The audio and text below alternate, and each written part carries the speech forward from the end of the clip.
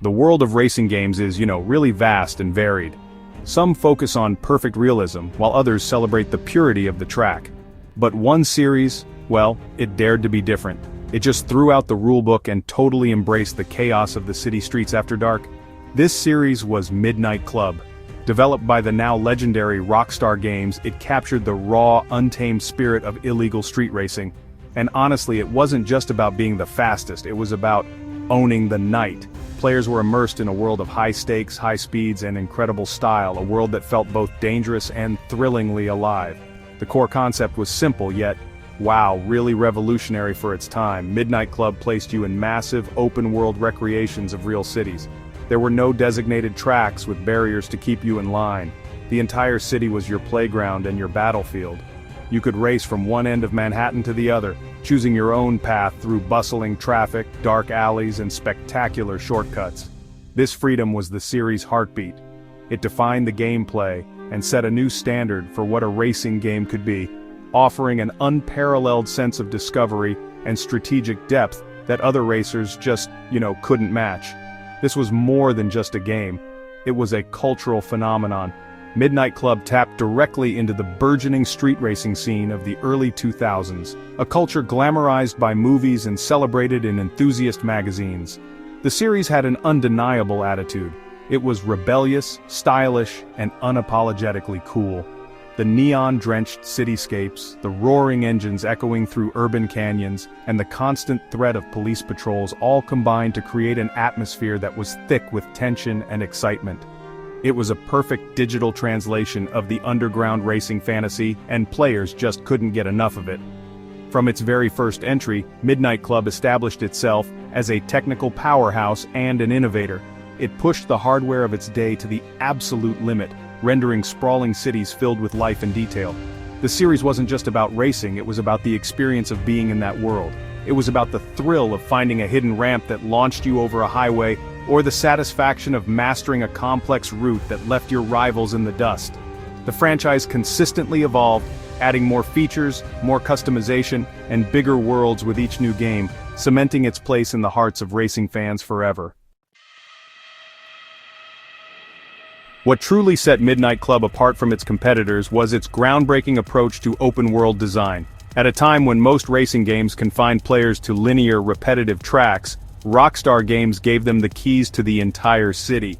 This was a fundamental shift in game design philosophy. Races were not simple point A to point B sprints on a predefined course. Instead, they were dynamic checkpoint races scattered across a massive urban map. How you got from one checkpoint to the next was entirely up to you. This single design choice opened up a world of strategic possibilities. This freedom encouraged exploration and creativity. Players were rewarded for learning the city's layout, for experimenting with different routes, and for discovering hidden shortcuts. A dark alleyway might shave precious seconds off your time. A ramp in a construction site could let you leap over a gridlocked intersection. This made every race feel unpredictable and unique. Your knowledge of the city was just as important as your driving skill. It transformed the urban environment from a simple backdrop into an active and essential part of the gameplay, a character in its own right with secrets to unlock. The racing itself was pure arcade bliss. Midnight Club never aimed for hyper-realism. Instead, it focused on delivering an exhilarating sense of speed and control. The physics were forgiving enough to allow for incredible drifts, impossible jumps, and high-speed weaving through dense traffic. The action was fast, frantic, and relentlessly exciting.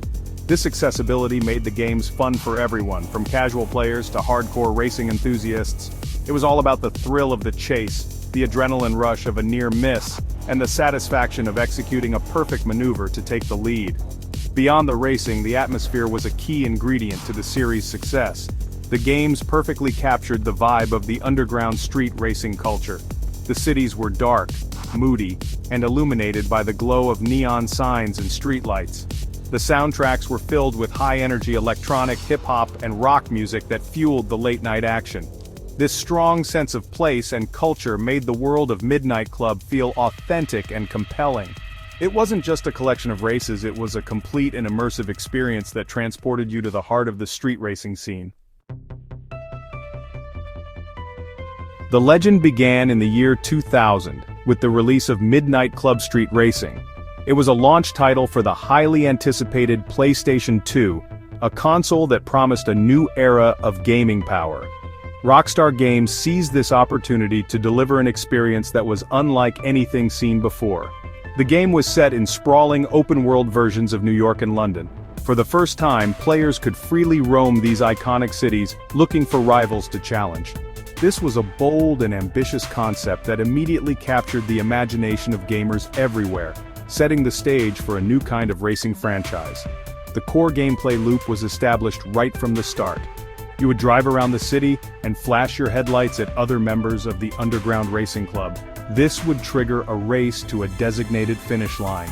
The open-ended nature of these races was the star of the show.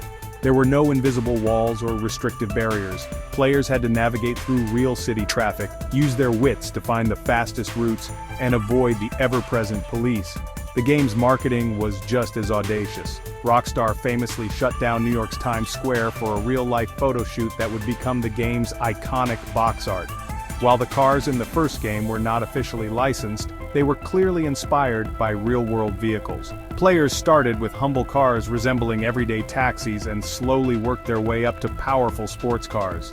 Each vehicle had its own distinct handling and performance characteristics, encouraging players to find the right car for their driving style. Customization was minimal at this stage, focusing primarily on performance upgrades and simple color changes.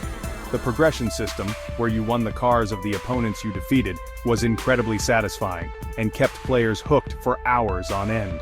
Midnight Club Street Racing was a technical marvel for its time. It showcased the power of the PlayStation 2 with its large, seamless city environments, and the absence of loading screens during gameplay. It was a raw and unfiltered experience that laid the essential groundwork for everything that would follow. It introduced the core ideas of open-world street racing, urban exploration, and a cool, rebellious attitude. It was the perfect start for a series that would go on to define a genre and create a legacy that still resonates with fans over 2 decades later. 3 years later, in 2003, Rockstar returned with a sequel that took every element of the original and amplified it. Midnight Club 2 was bigger, faster, and more ambitious in every conceivable way. It expanded the scope of the series from 2 cities to 3 massive international locations: Los Angeles, Paris, and Tokyo. Each city was meticulously designed with its own unique layout, landmarks, and atmosphere. This global tour gave the game an epic feel and provided an incredible amount of variety. Players were no longer just conquering one city, they were proving their skills on a world stage. This sequel also introduced several key gameplay innovations. For the first time, players could get behind the handlebars of motorcycles, adding a new dimension of speed and risk to the racing. Bikes were faster and more agile than cars, but also left the rider completely exposed, making every high-speed maneuver a heart-pounding gamble. The game also introduced new special abilities such as Slipstream Turbo, which gave you a speed boost for trailing an opponent, and weight transfer, which allowed cars to pop up on 2 wheels to squeeze through tight gaps. These abilities added a layer of arcade-style strategy to the racing. Midnight Club 2 was also a pioneer in online multiplayer for racing games on consoles. It allowed players to take their customized rides online and compete against others from around the world. This was a massive step forward for the series and for the genre as a whole. The online lobbies were filled with players eager to test their skills and show off their vehicles. The freedom of the open-world design was even more exhilarating in a multiplayer setting, as races became unpredictable battles of wits, skill, and city knowledge. It was a feature that greatly extended the game's longevity. The game continued the tradition of featuring unlicensed but heavily inspired vehicles, but the roster was significantly expanded.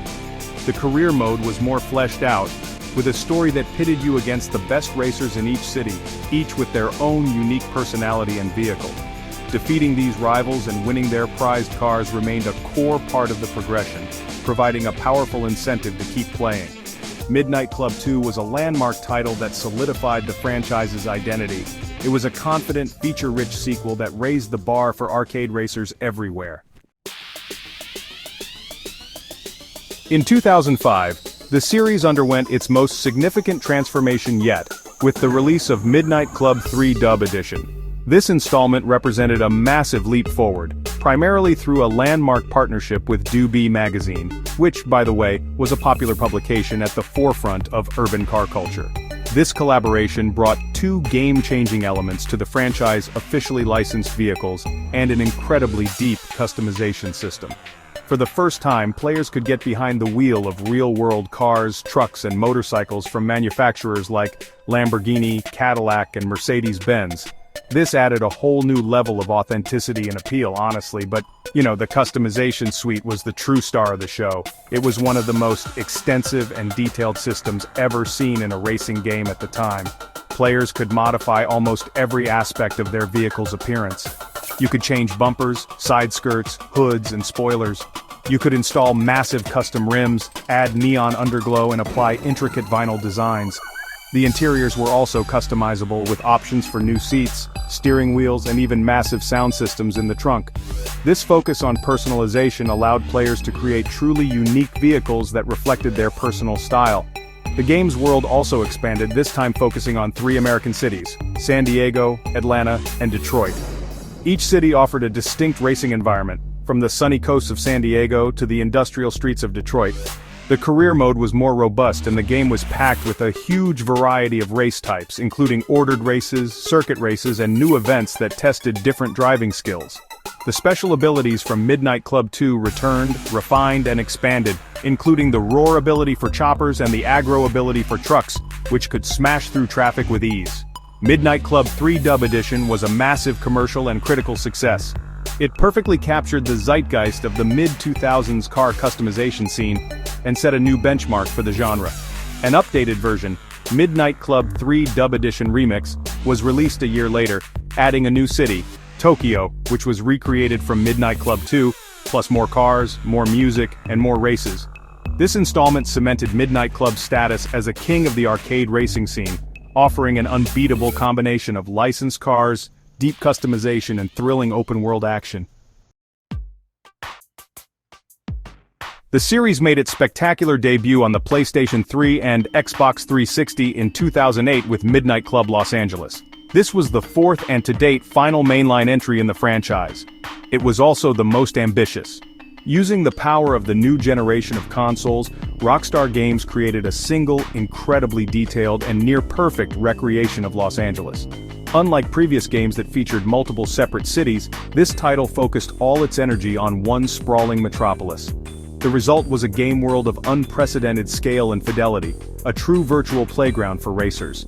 The level of detail in the Los Angeles map was, honestly, just breathtaking. It featured a seamless day-to-night cycle and a dynamic weather system which had a real impact on gameplay. Racing in the rain made the roads slick and dangerous, while the changing light of dawn or dusk altered visibility. The city was alive with traffic that behaved realistically, creating constant, unpredictable obstacles. The game completely did away with traditional menus. To start a race, find a garage, or challenge a rival, you simply drove to the location on the map and interacted with it in real time, further immersing the player in the world. The customization system, a highlight of the previous game, was refined and made even more detailed in Midnight Club Los Angeles. The vinyl editor was more powerful, giving players incredible control over creating custom graphics. The level of interior customization was also expanded, allowing for a truly personalized cockpit view. The game featured a fantastic roster of licensed cars, tuners, exotics, and muscle cars, including legendary vehicles like the Saleen S7 and the Lamborghini Murcielago. Progression felt organic as you earned reputation points to unlock new events and parts, building your legend on the streets of LA. Despite its technical achievements and critical acclaim, the game's development was not without challenges, facing several delays before its final release in October 2008. A portable version, Louisiana Remix, was also released for the PSP. Midnight Club Los Angeles was a stunning achievement and a fitting swan song for the series. It represented the pinnacle of the franchise's design philosophy, combining a beautiful open world, deep customization, and exhilarating arcade racing into one polished package. It was a high point for the series to end on, but it also left fans hungry for more. A racing game is only as good as its cars, and the Midnight Club series delivered a garage full of unforgettable icons. In the later games, the move to officially licensed vehicles allowed players to drive their real-world dream machines. In Midnight Club Los Angeles, the undisputed king of speed was the Saleen S7. This American supercar was the fastest vehicle in the game, a true beast that was incredibly difficult to control but immensely rewarding for skilled drivers. Owning and taming the S7 was the ultimate status symbol, a clear sign that you had conquered the streets of LA. Another top-tier exotic that captured the hearts of players was the Lamborghini Murcielago. It was a recurring star in both MC3 and MCLA. With its aggressive styling and powerful V12 engine, the Murcielago was the quintessential supercar. It offered a fantastic balance of blistering speed and responsive handling, making it a popular choice for the game's toughest races. Simply cruising through the city at night in a customized Murcielago with its engine roaring was an experience in itself, and a core part of the Midnight Club fantasy that so many players fell in love with. The series didn't just focus on high-end exotics, it also paid tremendous respect to the tuner car culture. Cars like the Mitsubishi Lancer Evolution and the Nissan Skyline GT-R were fan favorites. These all-wheel drive marvels were perfect for carving through the tight city streets, offering incredible grip and acceleration. In MCLA, the Nissan 240SX S14 was a beloved starter car. It was a blank canvas for customization, a humble rear-wheel drive coupe that could be transformed into a formidable drift machine or a powerful street racer, embodying the spirit of grassroots car culture. Beyond the conventional, Midnight Club always had a few special surprises. One of the most memorable was the Cadillac 16, a real-life concept car that served as the ultimate reward for 100% completion in Midnight Club 3.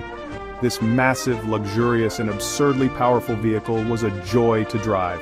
Its inclusion highlighted the series' connection to the broader automotive world, celebrating not just production cars but also the wild imagination of concept designs.